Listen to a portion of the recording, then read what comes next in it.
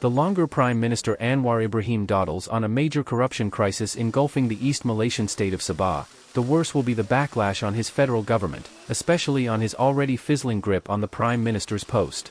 It's Anwar's inability, or that's the perception of the public, that he is not able to act decisively and with a clean hand on the bribery scandal involving Chief Minister Haji Noor and several other Sabah assemblymen that will give his allies room for more grouses and his rivals more ammunition against his leadership, a pundit told PoliticsNow Malaysia. At the end of the day, the other parties have to think about their own support bases, and right now, who wants to align with Haji or GRS? Don't forget the Sabah state election is just around the corner, and this is not the time to play drama queen politics. Sabahans are going to decide, and their anger will be thundering, the pundit added. More sandiwara will only trigger internal explosion. Already, the Sabah chapter of the DAP, the linchpin party in Anwar's Pakatan Harapan coalition that also includes his own PKR party, Amanah and UPCO, has received permission from its Kuala Lumpur headquarters to review whether or not to stay aligned to GRS, the coalition of 8 parties led by Haji that currently rules Sabah. While not a part of GRS, Sabah DAP backs Haji, and 2 of its assemblymen hold posts in the state cabinet, namely Foong Jean Zai, the Luyang rep, and Tan Lee Fat, the Likas rep. All eyes are now Sabah DAP's decision, whether it'll be seen as going through the motions to help keep Haji and itself in the clear, or if it really dares to cross Anwar by calling for Haji's resignation remains to be seen. Nonetheless, its stance is still less complex than that of Jeffrey Kittingan, the president of the Star Party, which is one of the 8 GRS components. While outwardly professing support for Haji and lambasting Sabah Umno, the opposition party accused of masterminding the video scandal, Jeffrey has been busy on the campaign trail calling on Sabahans to reject peninsula-based parties. This would include not only Sabah Umno but also Anwar's own PKR, Sabah DAP, PAS, as well as Haji's Gagasan, where the majority of its 26 assemblymen were originally from Bersatu, the Malay-centric West Malaysian party led by former Premier Muhyiddin Yassin. While party members are in reality all locals, that they had chosen to be in peninsula-based parties is seen as a stigma of disloyalty to Sabah, since the most crucial decisions are ultimately decided by the headquarters in Kuala Lumpur. That's Jeffrey for you. He should be less hypocritical and get on with it. Who doesn't know he wants to be chief minister if Haji is forced to step down so as to damage control for GRS, said the pundit. I am sure all the components prefer Haji to step aside, but if he refuses to do so voluntarily and Anwar keeps backing him, sooner or later there will be an internal explosion, the pundit opined. Umno's real motives. He was referring to an explosive scandal where incriminating videotapes allegedly showed Haji and a group of his assemblymen discussing the distribution of bribes allegedly in connection with the state government's awarding of mining licenses to a businessman.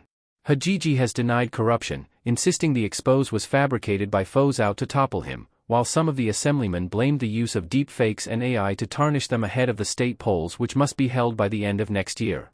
So far, Anwar's PKR and UPCO, which is a Sabah-based party, have been silent on the Haji issue, choosing to fire salvos at Jeffrey instead for driving a wedge in the minds of Sabahans. To label peninsula-based parties as colonizers and its leaders as traitors is too much, and sounds provocative, Sazalai Donal, secretary of Sabah PKR, had said. Exacerbating matters is the lukewarm, slow, and rather contradictory response of the Malaysian Anti-Corruption Commission despite attempts by the whistleblower businessman to get an investigation going. Like it or not, the MACC is seen as Anwar's political weapon to destroy or rejuvenate political foes or allies as he wishes, and who is to blame for this cynical response from the people but Anwar himself, let's be honest.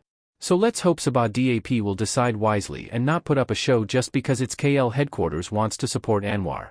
Otherwise, Sabah DAP will lose even more seats because Sabah for Sabahans and Sabah First sentiment is very strong now, said the pundit. To have the thinking that Sabahans are behind times or don't read the news is too ridiculous.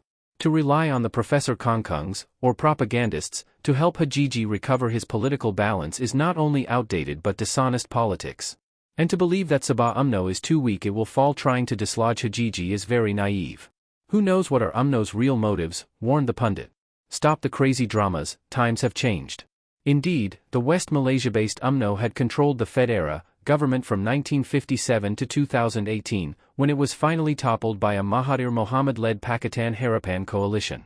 So strong was Umno's hegemony, it ruled Sabah through its state chapter and even calling the state its fixed deposit. Its political fortunes back on the uptrend now, Umno is expected to challenge Anwar for the prime minister's post when national elections are finally called, the latest of which must be by 2027. Umno President Zahid Hamidi is seen trying to rejuvenate the Sabah chapter in a bid to bring back the glory days, recreating its past aura of invincibility so as to draw Malays back to its fold, especially in the peninsula where the fight to unseat Anwar and triumph over other Malay-centric parties will be determined.